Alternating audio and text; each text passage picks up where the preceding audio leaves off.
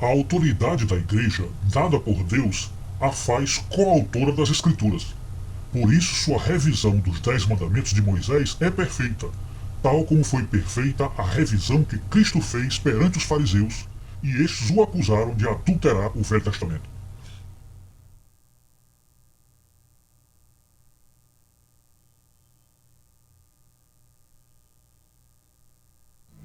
Professor JV, os protestantes têm saído ao mundo a propalar ora mediocridades, ora descrenças, ora ignorâncias.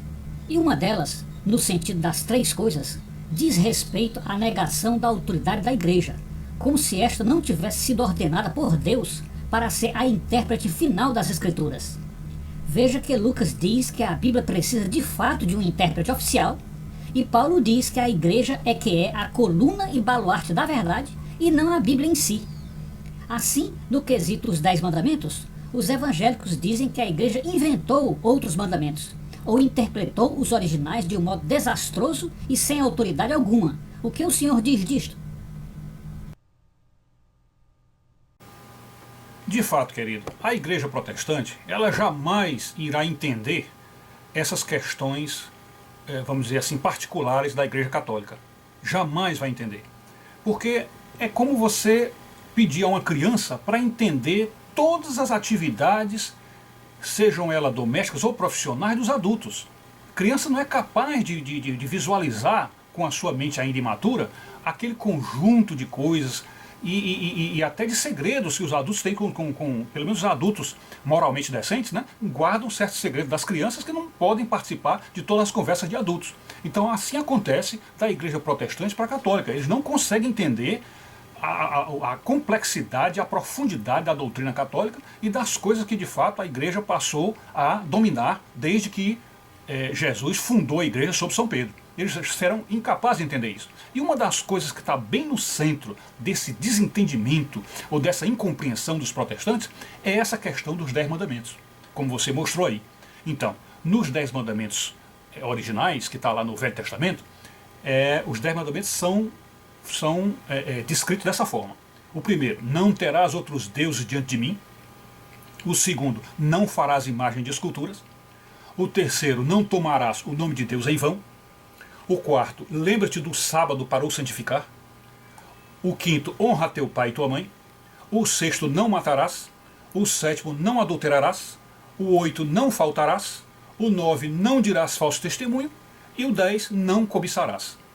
Então, eles jamais vão entender o que aconteceu na própria história de Cristo. Porque quando Cristo esteve com os apóstolos e tomando um sujeito, um pescador completamente desqualificado, chamado Simão Barjonas, que esse que passou a se tornar o Pedro. Então, pegando Simão Barjonas e dizendo para Pedro, a partir de hoje o teu nome será Pedro.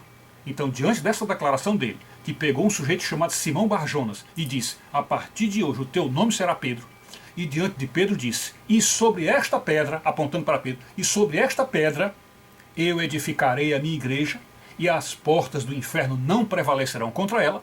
Olha, nessa declaração de Jesus, nessas duas declarações de Jesus, envolve-se um mistério profundo, profundo. Então, fica bem claro que São Pedro é a rocha, São Pedro é a pedra fundamental da igreja, e sob esta pedra está a pedra que é Cristo, portanto é uma pedra angular, a pedra de baixo, e essa pedra superior, onde o edifício da igreja é construído.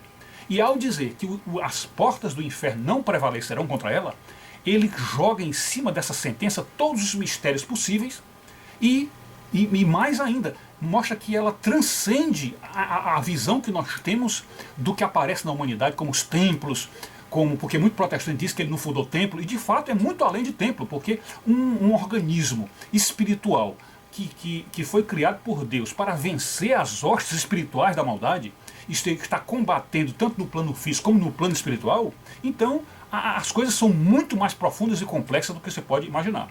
E este organismo criado por Deus, esse organismo espiritual, que portanto, vamos dizer, a maioria da igreja, vamos dizer, mais de 90% da igreja é invisível. Apenas 10% se vê na Terra. O resto é invisível. E o combate também, 90% do combate é invisível. Toda a guerra que existe entre seres espirituais da maldade e do bem é completamente invisível e nós não sabemos.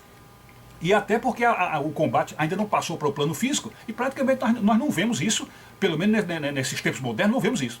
Então, como a igreja, 90% dela é invisível, então há um poder extraordinário que foi dado a ela, ao ponto de Jesus ter dito assim: tudo dar-te-ei as chaves dos céus, e tudo aquilo que ligardes na terra será ligado no céu, e tudo que desligardes na terra será desligado no céu. Então isso é um poder avassalador, é infinito. Não tem nenhum outro poder, nenhum outra hoste do universo, nenhum outro ramo do universo que possa superar isto. Então o poder da igreja é avassalador, e é por isso que as portas do inferno não prevalecerão contra ela. Então, com esse poder todo, é claro que Deus deu à igreja a capacidade de interpretar as escrituras, ou seja, abriu perfeitamente essa porta para ela, e ela é a intérprete oficial da escritura. E onde é que a escritura justifica que haja um intérprete para a Bíblia? É naquele episódio do eunuco da rainha Candace, quando ele vem numa carruagem e Filipe é levado até ele, pelo Espírito, e o eunuco chega e diz... Filipe pergunta assim: olha, você pode entender a Bíblia do jeito que está aí? Você consegue entender o que você está lendo? Ele diz: como poderei entender se ninguém não me explicar? Como poderei entender se não há quem me explique? Então, essa participação de Filipe nesse episódio mostra o papel da igreja. A igreja é quem chega para o pecador e explica a escritura. O pecador sozinho não é capaz de entender a escritura. É complexa demais, é profunda demais, não consegue entender. Então aí está o papel da igreja, a intérprete que vai explicar os mistérios de Deus. Pois bem, aí dentre essas obras, dentre essa coisa extraordinária que Deus fez, e portanto desse poder extraordinário que Deus deu, está essa questão da interpretação da escritura. E uma interpretação perfeita, plena, absolutamente condizente com a humanidade e com esse combate espiritual, está nessa revisão que a igreja fez dos 10 mandamentos. Então eu vou ler os dois agora e depois faço um breve comentário para vocês entenderem isso. Então no primeiro, que diz: não terás outros deuses diante de mim, a igreja entendeu claramente que esse mandamento é amar a Deus sobre todas as coisas. Depois, no segundo, que está no Velho Testamento, não farás imagens de esculturas, a igreja entendeu que é não tomar o seu santo nome em vão. Não tomar o seu santo nome em vão. O terceiro, no Velho Testamento, diz: não tomarás o nome de Deus em vão. Aí a igreja coloca como terceiro guardar o domingo e festas de guarda. E é muito importante frisar o domingo aí, neste ponto, porque os judeus e todos os neo-judaizantes, todos os judaizantes, como a igreja adventista e outras, querem a guarda do sábado. Mas o sábado não é representativo da ressurreição de Cristo, porque Cristo ressuscitou no domingo. Então a igreja também pensou: olha, o domingo é que é importante para nós guardarmos, e portanto o mandamento 3 é guardar domingos e festas de guarda. O 4 do Velho Testamento diz: lembre-te do sábado para o santificar. Não é isso, já foi colocado no 3, que é o domingo. Então o 4 para a igreja católica é: honra teu pai e tua mãe. No 5, que é honra teu pai e tua mãe, o 5 da igreja católica ficou não matar.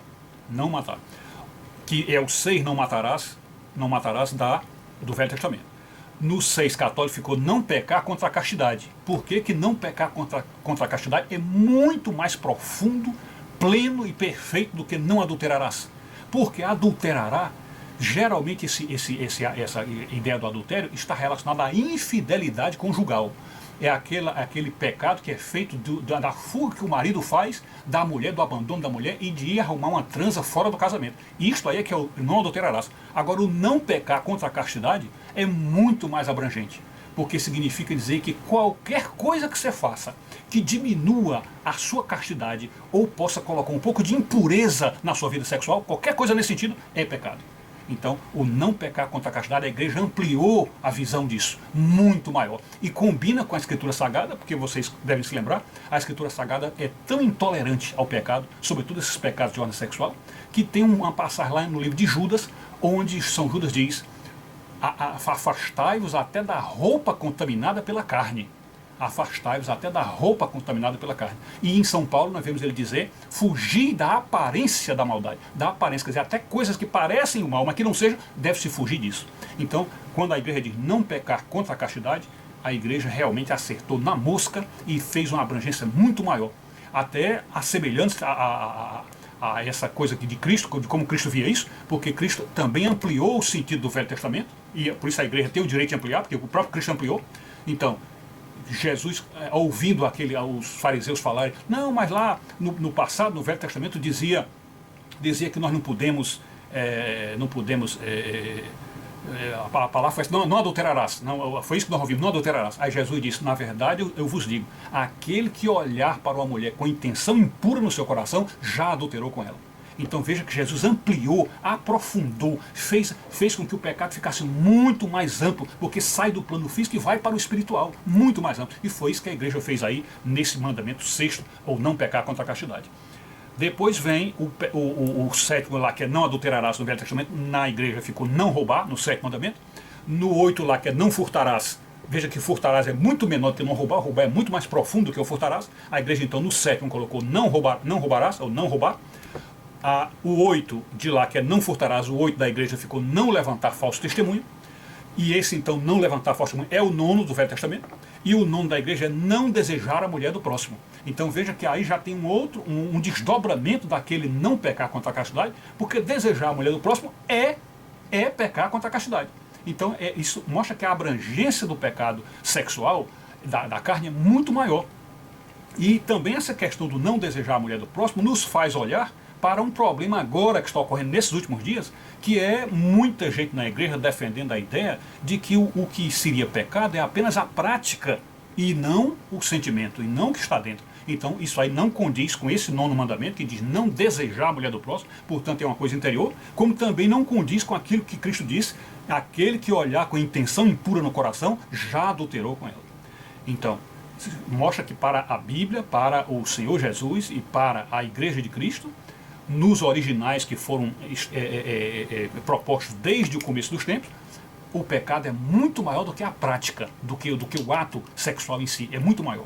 E o último, que no Novo Testamento é não cobiçarás, na igreja ficou não cobiçará as coisas alheias. E de certa forma fica mais abrangente, mas com o mesmo sentido, é o não cobiçar.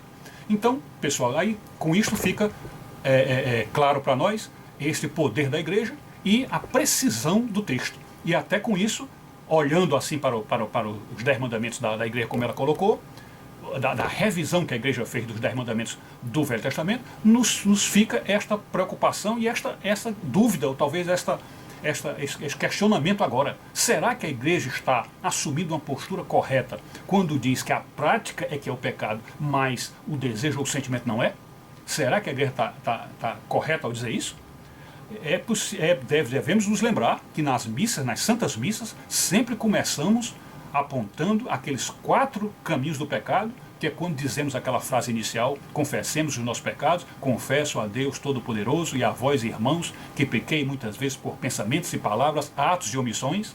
Então, esses pensamentos e palavras, atos e omissões, mostram que o pecado é muito maior do que o mero ato. Então é bem interessante a gente pensar nisso.